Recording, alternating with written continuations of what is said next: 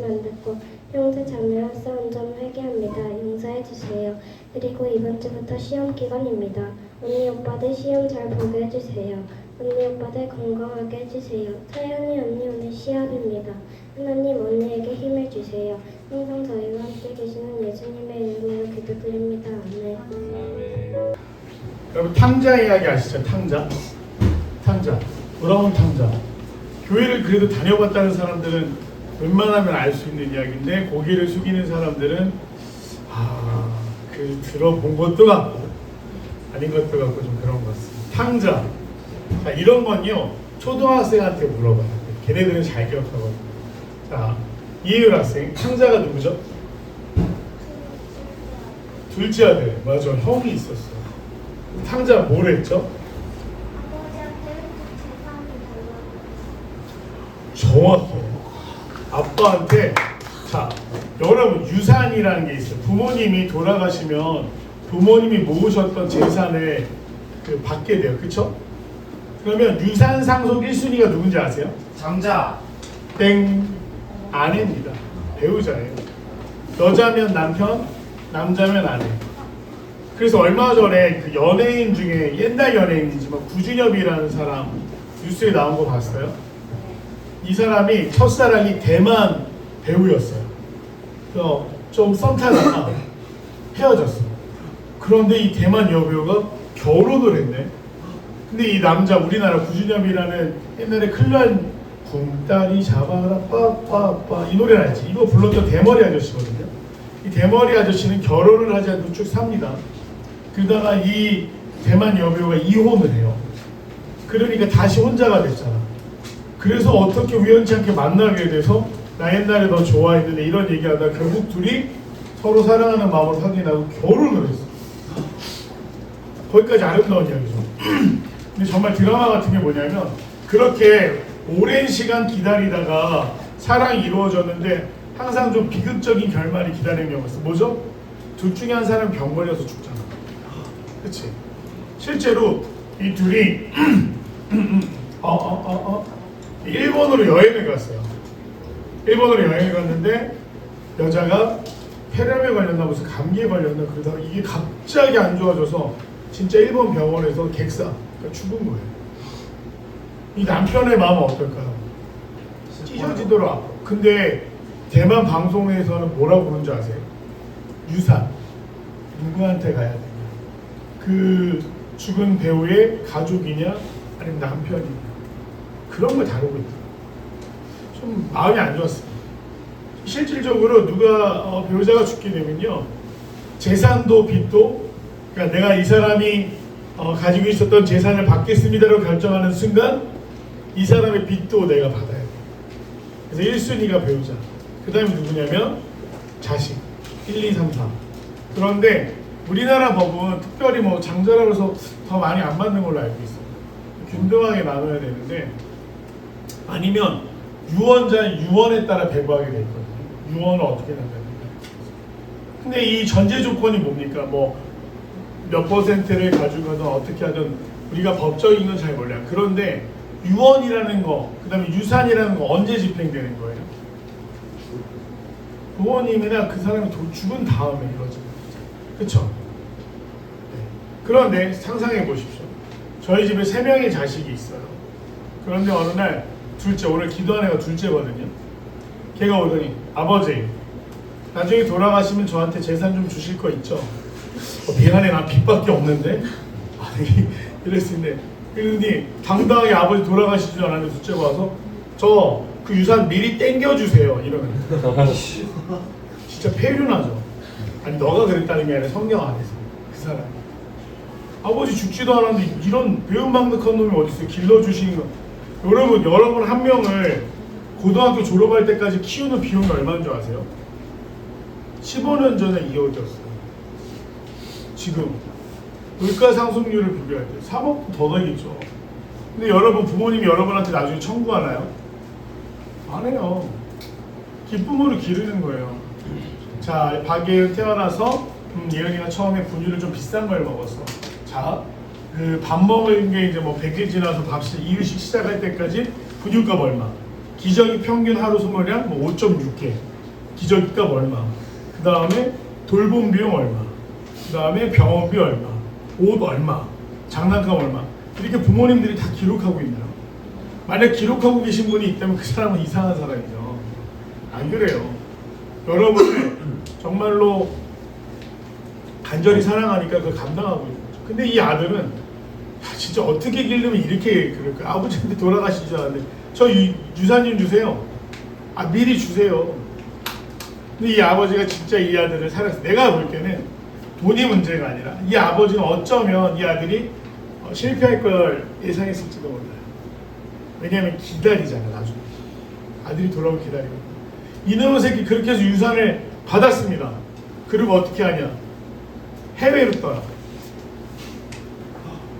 해외에 나가서 흥청망청 쓰는 거야. 막 5성급 호텔 잡아가지고 맨날 파티하고 거기 DJ 불러서 예, make some noise 막 이러면서 맨날 노는 거야. 야. 그런데 여러분 돈이라는 건요. 벌지 않으면 어떻게 돼 있죠? 줄어들게 돼 있어요. 근데 와, 돈 한번 마음 먹고 쓰려고 하잖아요. 순식간이야. 돈 쓰는 게 이 돈 쓰는 재미가요. 기가 막혀요. 여러분 나중에 돈 벌잖아요. 모으는 재미를 가지세요. 적금 통장을 많이 만들고 목적에 따라서 나는 한번 모아봐야지. 그러면 일반 직장을 다녀도 다른 사람한테 아쉬운 소리 안 하게 돼. 근데 쓰는 재미 같잖아. 지원이가 처음 그 꿈이 경찰이 됐어. 근데 아쉽게도 경찰 초봉이 많지는 않아. 한 200만 원 언저리 받을 거야. 수당에서. 근데 야, 학생이었다가 한 번에 월급 250만 원, 300만 원 받으면 큰 돈이에요, 작은 돈이에요? 야, 다 나와. 내가 고기 살게. 근데 지환이가 그러진 않았으면 좋겠는데 만약에 술을 먹어 오늘 술 내가 산다 막 이래 봐봐. 어떻게 되겠어? 그날 순식간에 벌었던 월급의 5분의 1이 사라져. 에이 그래도 아직 되게 긍정만이다. 5분의 4 남았으니까 5분의 4 얼마만에 쓸까 내가 예언할게. 나중에 정말 네가 그랬다고 하면 난 예언한다. 그 돈이 열흘 안에 다 사라질 거야. 언제 사라질지. 그 다음에 신용카드 긁는 거야. 다음 달 월급 언제 들어오나. 사람 버는 만큼 쓰게 돼 있어. 돌아옵시다. 이 아들놈의 자식, 탕자. 아빠한테 돌아가시지도 않았는데 유산을 요구하고 해외 가서 파티 피플로 살고 있는 이 탕자. 돈을요, 생각보다 빨리 써버려요. 근데 문제는요, 시련과 고난은 겹쳐서 와요. 돈이 떨어졌어. 그러면 돈을 벌어야 되잖아. 돈이 떨어졌는데 그동안 내가 막 돈 뿌리면서 친했던 사람들도 나 돈 없잖아요. 순식간에 사라집니다. 이현이 왜 정수리가 아파? 됐어요. 축하해. 고난에는 항상 겹쳐서 온다고 해서 딴 데 안 다치게 조심해. 자, 돈이 다 떨어졌는데 흉년이 들었어요. 자, 난 돈이 하나도 없어. 근데 풍년이면 사람들 주머니가 돈이 많을 때면 만약에 양예준이 지금 주머니에 뭐 한 5만 원 있다고 해요. 그런데 지원이랑 승민이가 야 예준아 우리 뭐 저 음료수 하나씩 먹자 주식 하자. 그때 예준이 뭐 성격에 따라 다르겠지만 내가 지금 만든 예준이는 가상의 양예준이야. 그래 내가 살게 이렇게 해줄 수 있어. 근데 예준이가 없어. 1,000원밖에 없어. 친구들이 사달라고 그러면 사줄 수 있어요? 없어요? 없어.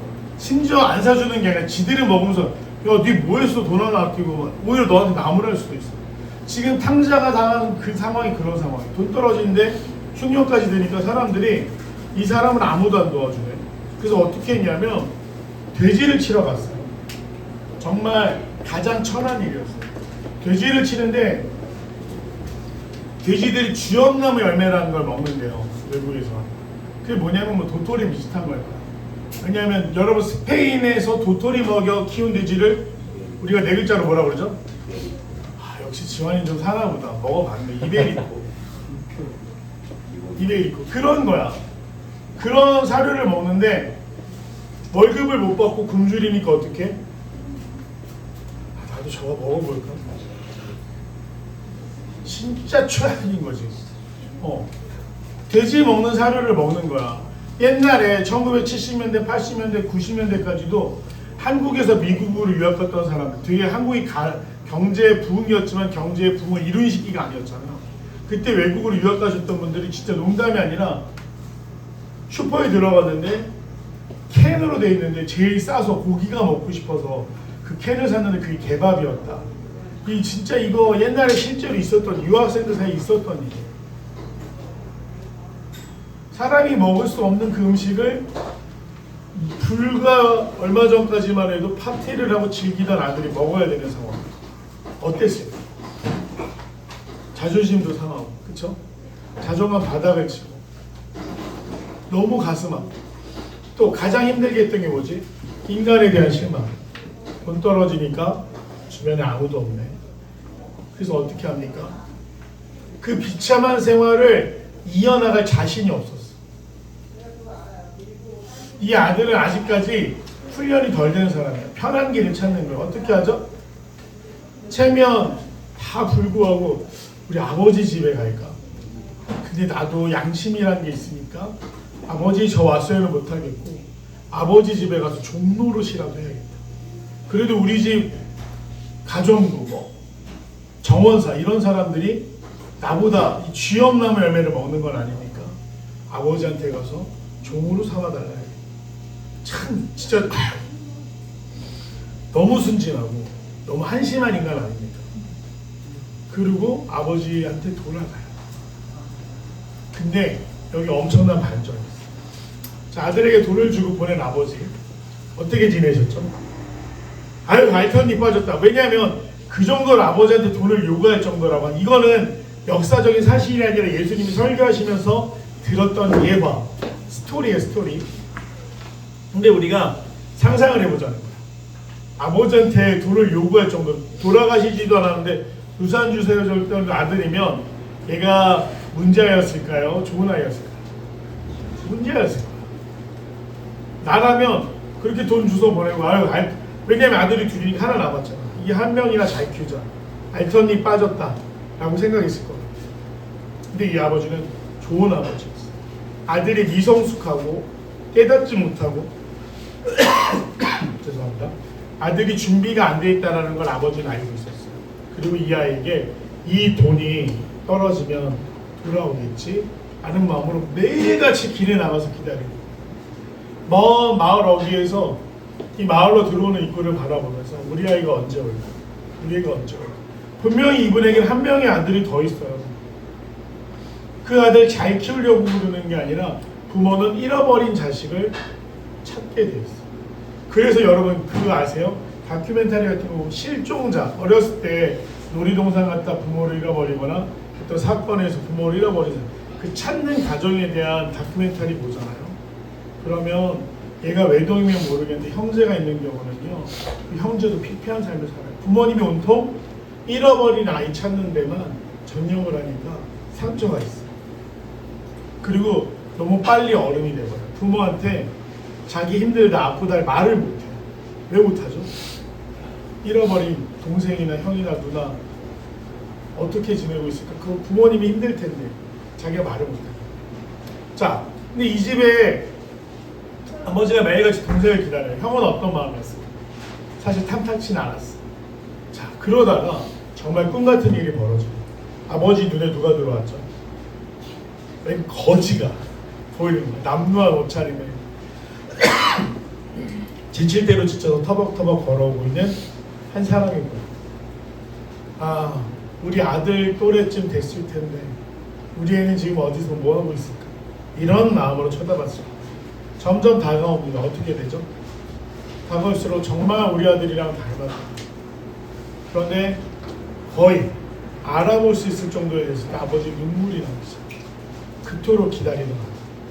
나한테 상처 주고 내 재산을 마치 빼앗듯이 받아서 나간 아들인데도 아버지는 기다리고 있는.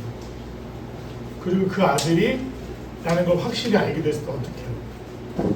정말 온몸이 더럽고 벌레투성이고 냄새나고 돼지치다가 그 돼지 먹는 거 주워 먹다 온 그 아들, 아버지를 달려가서 안아줘.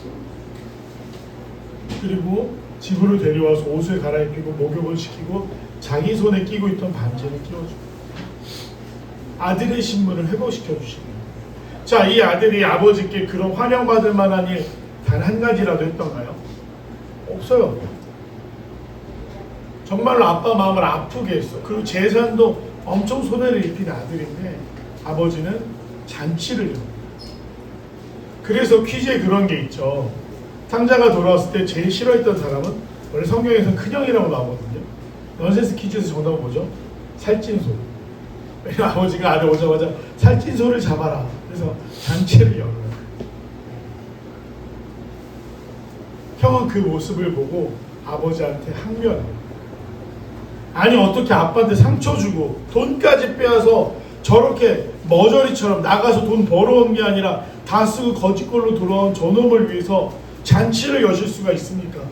나라도 그렇게 얘기했을 것 같아요. 여러분은 어땠을 것 같아요? 여러분이라도 그렇게 얘기했지는 않겠습니까? 근데 아버지가 중요한 원칙을 이야기해요. 죽었던 아들이 돌아왔다고 생각해. 죽었던 네 동생이 돌아왔다고 생각해. 내가 어떻게 아니 기쁘겠느냐. 예수님은 왜 이야기를 하시냐면 이스라엘의 많은 사람들이 하나님 곁에서 떠난 아들 같아요. 기도를 합니다. 아 빨리 유산 주세요. 나 이거 필요하니까 빨리 돈도 주시고 부자도 되게 해주시고 건강도 주시고 이런 식이었어요. 이스라엘 사람들의 태도. 우상을 섬기면서 아버지보다 더 좋다라고 다른 사람을 섬기면서 하나님 앞에 뻔뻔히 나와서 기도하고 그리고 하나님의 마음이 아픈 건 신경도 안 쓰고 그렇게 살고 있는 이스라엘 사람들 보러 깨달으라고 지금 너희의 모습이 탕자 같다. 그런데 우리가 행위대로 행동한 대로 결과를 받게 되면 어떨까? 제가 한 사람씩 한번 물어보겠습니다. 지우야, 지우가 여태까지 살아왔던 대로 만약 하나님 똑같이 갚아주신다면 기뻐 아니면 무서워? 지우도 굉장히 모범적이잖아요. 그런데 우리 몰래 뭔가 했나 봐. 태림이는 어떨 것 같아요? 태림이가 한 대로 하나님 갚아주신다.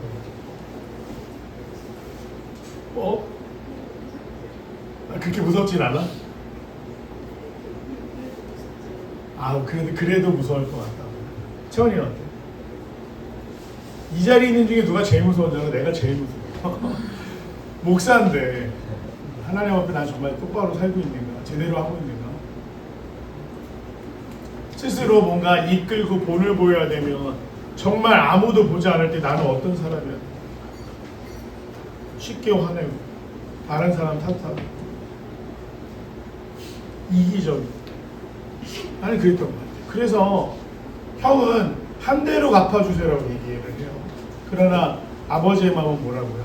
아무리 모자라고 부족하고 잘못을 했을지라도 자식이 돌아오면 용서하고 품으로 품을 수밖에. 여러분 부모님 어떠세요? 제가 굉장히 좋아하는 말이 있습니다. 허락이 용서보다 쉽다. 어렸을 때부터 그랬던 것 같아요. 뭔가 저지른 다음에 엄마 이거 해주세요. 이거 사주세요. 저 이거 하고 싶어요. 그러면 허락 절대 안 하세요. 근데 저지른 다음에 이렇게 했어요. 뭐 이런 거 대표적인 거로 저희 집은 통금이 5이었습니다. 제가 자라던 시기는 5시가 되면요 동네에 애국가가 퍼졌어요. 그러면 태극기가 있는 쪽을 향해 멈춰서야 됐어. 진짜 거짓말 하나도 진짜 레알. 한 4, 5학년 때까지 그러더라고요. 그 태극기 애국가가 딱 멈춰서 동해물 할 때까지 국기에 대한 경례를 하고 있는 거예요. 그때 막 움직이면 막 겁줬어. 형들이 경찰 아저씨가 너 몸 잡아가요. 약간 그런 시대였어. 되게 옛날 사람이지. 어느 날인가 그게 없어지더라고. 근데 우리 집은 그 동해물가가 나오기 전에 집에 들어가야 돼. 근데 나는 항상 아까 말했죠. 허락보다 용서가 쉽다. 항상 그 시간을 넘겨서 들어. 결국 나중에 한번 쫓겨났어. 대문 앞에서 엉엉 울면서 막 동네 사람들 지나가면서 어머 얘야 무슨 일이 괜찮니? 엄마가 늦게 들어왔다고 대문 앞에 서 있어. 엄마 창피하니 갑자기 나와서 등짝 한 대 딱 들어와! 우리 엄마 그렇게 나쁜 분은 아니에요. 그 순간에 내가 얼마나 그 통금 시간을 안 지켰어. 또 4학년 때 한 번은 친구네 아버지가 그때 당시에는 집안에서도 담배를 피셨어요. 저게 뭘까 엄청 궁금한 거야. 친구랑 원래 친구 아버지 담배를 폈어. 4학년 때 담배. 집으로 들어갔는데 어머니가 너 무슨 냄새야?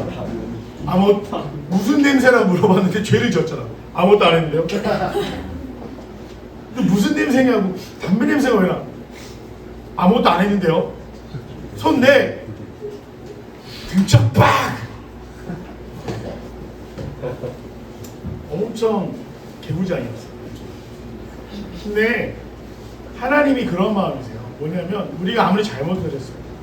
분명히 성경은 심판에 대한 얘기를 해요. 우리가 이 세상의 모든 삶을 마치고 하나님 앞으로 갈 때 하나님 우리 삶에 대해서 그 책임을 물으신다고. 사실 두려운 일이에요. 그런데 하나님이 심판자로 거기 계시면 두려운 일이지만 우리가 하나님을 성경에서 고백할 때 뭐라고 고백하죠? 아버지, 창조주라고 고백해요. 그러면 아버지 앞에 갈 때 그 하나님의 마음 가운데 뭐가 있죠? 우리를 용서하고 싶어 하시는 마음이 있어요. 그럼 우리 어떻게 해요? 우리 모두가 100점짜리 인생을 살 수 없어. 어떤 사람은 90점, 80점, 70점, 60점 이럴 수 있어. 그러나 천국에 들어가는 그것은 무엇이다? 하나님 앞으로 가서 내가 정말 부끄럽지만 자랑할 거 아무것도 없지만 그래도 예수님은 믿습니다. 예수님 때문에 내가 용서받을 수 있다라는 걸 믿습니다라고 이야기하잖아요. 하나님 품어주십니다. 오늘 탕자의 이야기는 그거예요. 오늘 설교 제목이 영어였죠. 뭐죠? Love never fails. Never. 오, 예은이 발음 되게 좋아. 네? 다시 크게 한번 해볼래? Love never fails. 레벨 R 발음 들리잖아. 이거 굉장히 중요해요. 너, love, 이 L은 알지? 그 혀가 입천장을 치면 안 돼. love, never, fails. 아니야. fails. 너무 never fails. 이거 찬양 제목인 거 알죠? 여호와께 돌아가자. 아버지께 돌아가자. 오늘 설교의 제목이에요. 여러분이 아직 어리기 때문에 살면서 여러 가지 고비, 유혹, 선택일 수 있는 거예요. 분명히 이걸 선택할 때 이 길로 가면 맞나? 하나님은 이걸 원하실 텐데 난 이 길로 가고 싶어 하는 순간들이 있어. 그게 계속 이어지면서 어른이 되는 거예요. 그리고 나이 들어갑니다. 나중에 이게 행동으로 굳어져요. 그래서 한 번씩 돌아볼 때 내가 하나님이랑 얼마나 떨어져 있지? 돌아봤는데 가까이 있다. 그나마 보이시는 곳에 있다. 그럼 다행이죠. 그런데 내가 교회를 다녔다는 사실을 잃어버릴 정도, 크리스찬이었다라는 걸 잃어버릴 정도로 멀리 갔다. 그때 오늘 이 이야기가 기억났으면 좋겠어. 내 인생 다 끝났어. 나는 이제 뭐 구제불능이 해도 아니요. 여러분이 70이 돼도 80이 돼도 돌이키기를 결정하는 순간 하나님이 여러분 앞으로 오셔서 안아주신다. 그게 성경이 말하는 하나님의 사랑이에요. Love never fails. 사랑 실패하지 않아요. 단연 실패한다는 게 아니라 우리 인생은 실수의 연속이지만 하나님 앞으로 돌아갈 때 용납해 주신다. 그게 오늘 이야기. 아버지의 마음으로 기다리고 계시는 하나님. 바라기는 저와 여러분이 그러니까 이제 마음대로 해도 돼. 하나님 유산 주세요. 아싸 파티 피플 이렇게 살라는 게 아니야. 하나님이 기다리고 계시다. 그리고 그 하나님으로부터 멀어지지 않도록 매일매일 노력할 수 있는 저와 여러분들이 간절히 소망합니다. 한번 도전해 봅시다. 하나님과 더 친밀해질 수 있고. 그래서 용서가 필요한 아들이 아니라 자랑이 필요한 아들이 됐으면 좋겠어요. 자랑이 필요한 딸이 됐으면 좋겠어요. 아시겠죠? 우리 딸 지금 계속 뭐 딴짓하다 지금 깜짝 놀랐어요. 그러한 주보는 또 우리 교육과 되기를 소망합니다. 기도하겠습니다. 박수까지 감사합니다. 기도합시다.